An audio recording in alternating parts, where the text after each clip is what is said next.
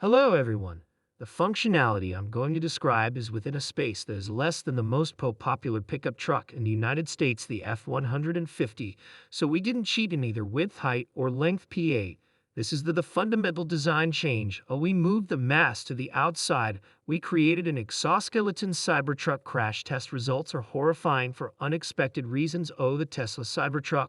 Where it even starts, it's like opening a can of worms, but finding a roller coaster inside. Instead, picture this: Tesla LED by Elon Musk drops a teaser that's basically the cinematic equivalent of a cliffhanger, a crash test that keeps you guessing till the end, only to reveal nothing. It's like gearing up for a sneeze that never comes. Classic Musk move. Right then, when Tesla finally unveils the crash test results at the Cybertruck delivery event, the internet went full detective mode. It was as if everyone who had ever been binge-watched a season of Mythbusters suddenly became an expert. In a clearer comparison emerged, putting the Cybertruck side by side with the likes of the Ford F-150 Lightning. Suddenly, the differences in their crash test weren't as stark as day and night, but more like comparing dusk to a light. Both had their moments, but the Cybertruck in its rugged glory seemed to shrug off side impacts like a seasoned boxer racing, comparing it to other trucks, which he says have actual crumple zones. So here is where things get a bit murky, and not just because someone forgot to use the pool skimmer. We've got the Cybertruck lined up at the starting blocks, ready to prove itself in the safety Olympics, but there's a twist: not everyone's cheering from the stands. So here we are watching as the Cybertruck takes a lap around the "is it safe" track. There are a lot of critics out there with their keyboards and a lot of doubt. The body is made of stainless steel, which is very strong. If it gets hit, it can't fold up properly, so the forces that hit it go straight through to the people inside. People who don't like the Cybertruck say that the fact that it doesn't have any crumple zones is a safety factor. Never. That's like telling an elephant it's too tough. People quickly said that the Cybertruck didn't have enough safety features because it looked like something from the future and was protected on the outside. But when you put it up against the F-150 and look at their crumple zones side by side, it's like seeing a story twist happen live. The crash zones are pretty much the same for these two. You should think about what you just said. There have been more and more reports about how safe the Cybertruck is. The Cybertrucks versus F-150 battle is more than just a comparison test. It's a moment of truth that makes all the negative views look bad. You think I can handle a little rough and tumble? The Cybertruck seemed to be telling those who didn't like it, hold my beer. This comparison to the F-150 shows how important it is to find out the real safety score and not just trust what people say about them. You'll start to see a bigger difference in the side effect tests.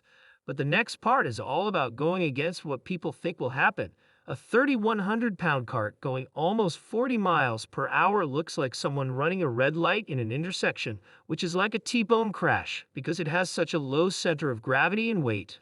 A Cybertruck STTI stays totally grounded. It also looks like it might be able to drive off.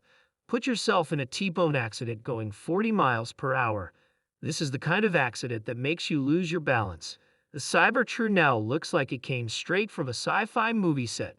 And the other corner, well, let's just say it's the kind of crash that shows what a car is really made of.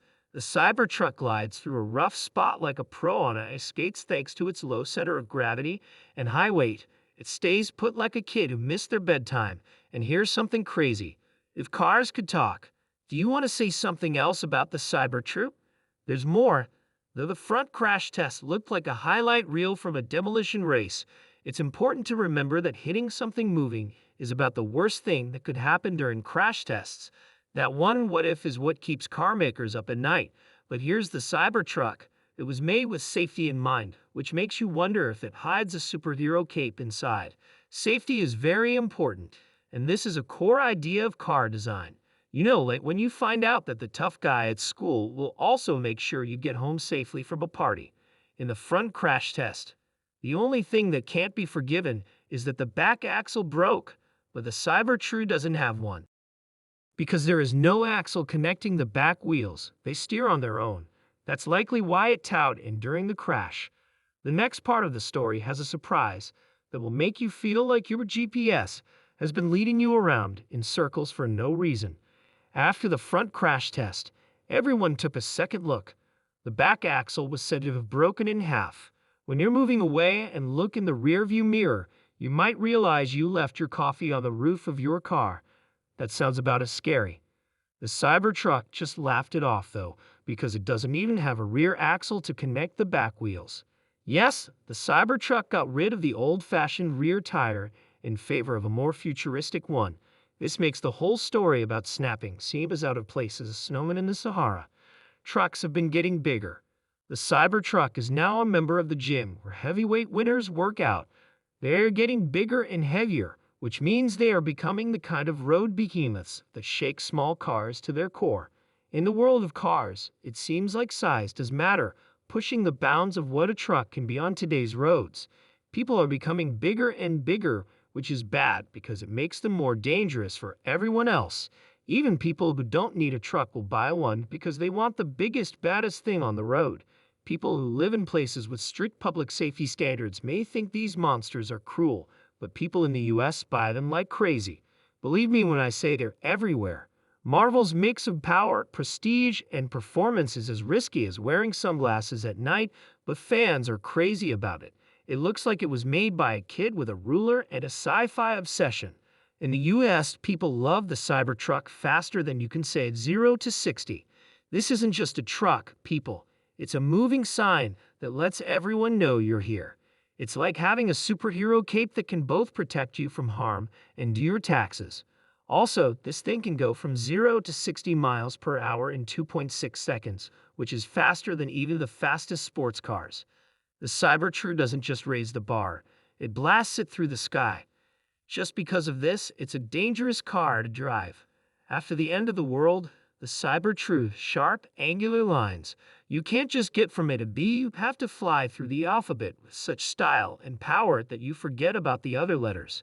Why has this big metal company become so American? Well, with a twist? That's what's really interesting. This truck looks like it was changed in some way by Tesla. They laughed and quickly threw it out the window. I remember thinking that I couldn't picture what would happen if someone texted while holding two chainsaws at the same time. Studies show that about 16,000 accidents happen because the accelerator button isn't pressed down all the way. That number alone will make you sit up straighter than a meerkat on lookout. This Tesla tech marvel is like a friendly hand on the shoulder, telling the driver, "I got you." In this way, the car stays a chariot of progress and not a missile of chaos. Don't just lead the way to the future, though. Let's make sure the trip is as fun and safe as it can be. One of the jobs of a pilot for this kind of car is to keep people out.